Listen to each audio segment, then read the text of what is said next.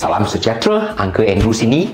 Dalam video ini, Uncle Andrew akan membahaskan beberapa masalah umum yang mungkin terjadi pada lantai SPC dan bagaimana anda dapat mengatasinya. Pertama, masalah leveling. Pemasangan lantai SPC disarankan pada lantai yang rata. Lantai yang bergerutu, retak dan pecah akan menimbulkan masalah kerana permukaan lantainya yang tidak rata. Jadi, apa penyelesaiannya? Anda boleh tambahkan underlayer foam. Tapi pastikan permukaan lantai tiada masalah supaya anda tidak perlu keluarkan kos tambahan untuk membaikinya kelak. Pastikan anda ratakan dahulu permukaan lantai yang hendak dipasang SPC.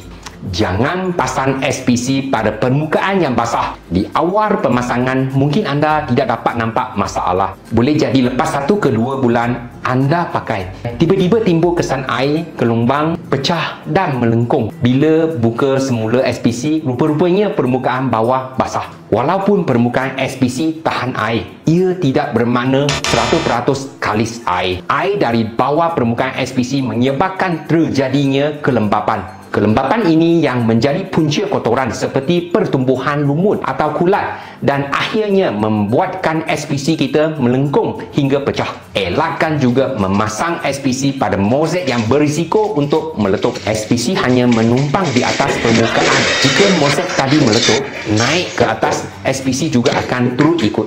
Ianya tidak dapat menahan mozaik yang meletup tadi. Jadi, tadi adalah antara punca-punca yang boleh membuatkan interlock antara SPC pecah, retak atau patah. Kedua, gorisan dan cacat. SPC agak manja kerana permukaannya tidak tahan tekanan. Ia mudah rosak jika anda mengheret benda tajam atau berat pada permukaannya. Gorisan dan cacat pada lantai SPC adalah masalah umum yang dapat disebabkan oleh benda tajam, perabot yang berat atau benda-benda kasar. Untuk mengatasi masalah ini, anda dapat melakukan langkah-langkah berikut. Gunakan alas kaki atau pelindung mebel di bawah perabot untuk menghindari gorisan. Hindari mengesir benda-benda berat secara kasar di atas lantai. Pertimbangkan menggunakan kapet atau pelindung lantai di area yang sering digunakan. Ketiga, masalah pemasangan. Pemasangan yang salah adalah salah satu masalah umum dalam pemasangan lantai SPC. Ini dapat menyebabkan lantai tidak terkunci dengan baik dan dapat bergerak seiring waktu. Oleh itu, anda perlu meninggalkan sedikit jarak semasa memasang SPC. Tetapi, berapa jarak yang sesuai? Anda boleh meninggalkan jarak antara dinding dan SPC sebanyak 5mm hingga 8mm bergantung kepada luas ruangan.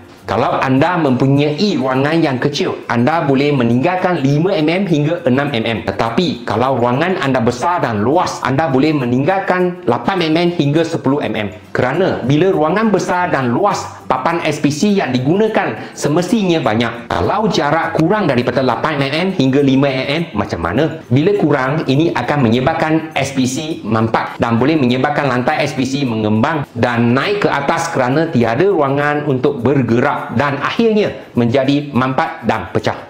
Keempat, memilih produk yang betul.